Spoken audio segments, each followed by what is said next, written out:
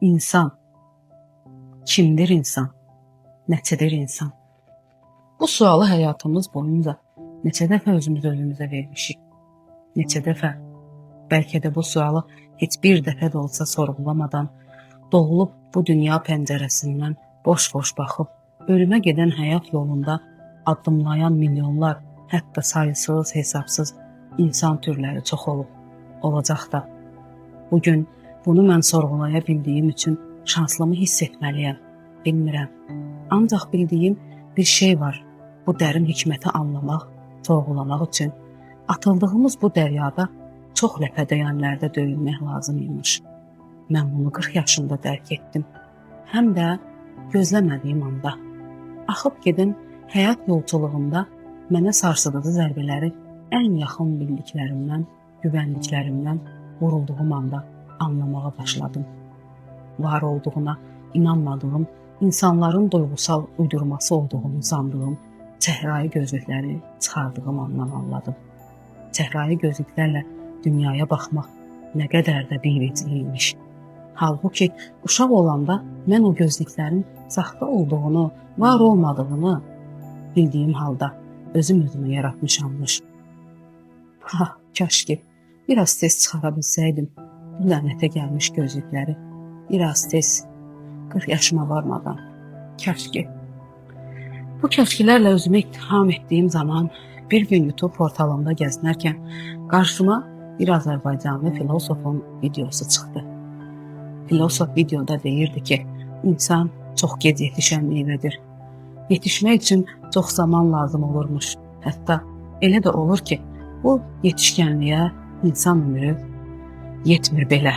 Demək ki, kal meyvə kimi yetişmədən ölüb getmək də varmış bu həyatda. Bəs mən özümü 40 yaşında yetişmişmi hesab edirəm, onu belə bilmirəm. Bax, biz insanlar bu qədər acizik. Həqiqətin nə olub olmadığını anlamayacaq qədər kal meyvələrik. O qədər kal ki, gərək səni qəflət yuxusundan ən çox ehtiyac duyduğun, ən çox güvəndiyin insanların zərbələri yetişdirə bilər. Ancaq bütün bunlar insanı yıxmalıdırmı? Həyat eşqini söndürməlidirmi? Yaşamaqdan bir yolluq küstürməlidirmi? Xeyr, əsla. İlk başlarda məni çox dərin duyğuların dibinə saldı bu zərbələr. Düz 2 il vaxtımı aldı anlamağım üçün. 2 il üsyan etdim. Niyələrlə, suallarla gecə-gündüz zülm etdim cismimə, ruhuma.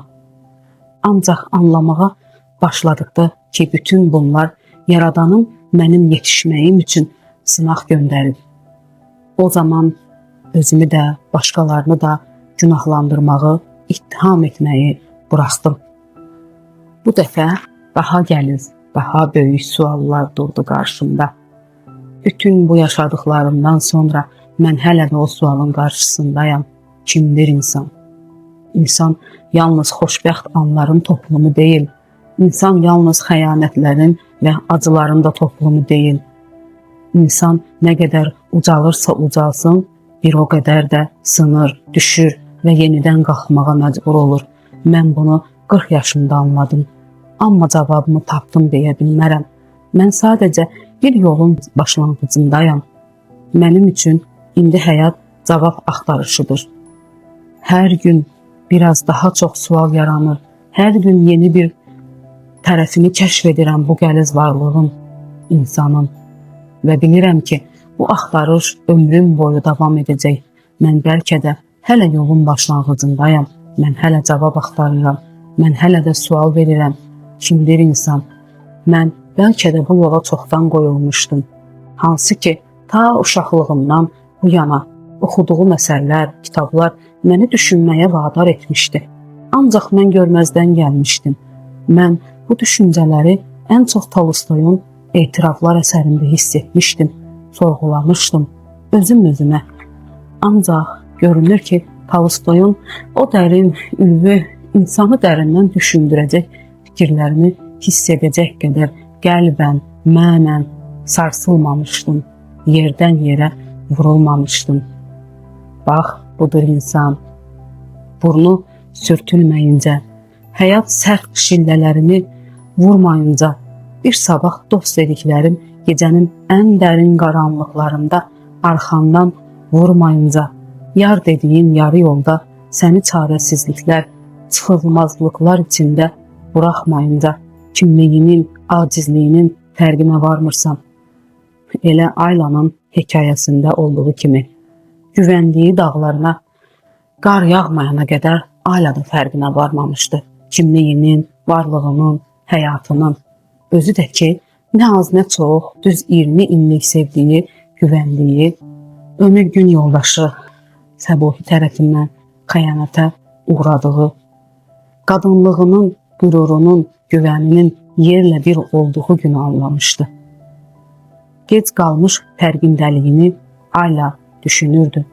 Doğrudan da mı çox gec qalmışdı hər şeyə? Düşünə-düşünə öz-özünə suallar verirdi.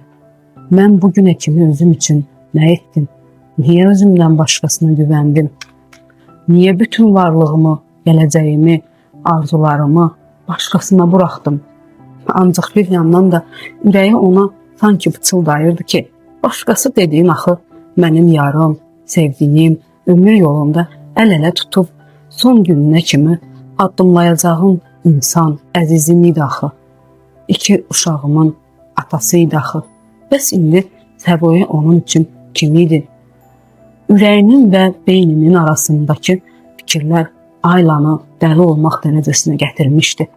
O göz yaşları içində boşluğa baxaraq bütün ömrünü kino lenti kimi gözünün önündə canlandırırdı. Ta uşaqlığına qədər uzanırdı düşüncələri. Axı onun uşaqlığı da məşəqqətli və çətinliklərlə keçmişdi. Çünki onun uşaqlığı 10 yaşında bitmişdi. 10 yaşında vaxtsız vədəsiz böyümüşdü. Atasını itirdiyi günü, ölümlə tanış olduğu, bu dünyanın ölümlü olduğunu anladığı günü böyümüşdü. Elə atasını itirməmişdən də qabaq, yaxşı xatirələri çox az idi uşaqlığına dair. O gün həyatının ən sakit günlərindən birində dünya birdən-birə qaraldı. 20 illik xoşbəxt ailə həyatının ortasında həyat yoldaşının 2 gül balasının atası ona xəyanət etmişdi. Həm də ən yaxın rəfiqəsi ilə birlikdə. Bu adi bir xəyanət deyildi ki, hər iki tərəfli xəyanət idi. İnanmaq istəmirdi. Amma gözlərinə baxan hər detal bu gerçəkliyi təsdiqləyirdi. İçində fırtınalar qopdu. 20 illik ailə həyatı bir anda paramparça olmuşdu.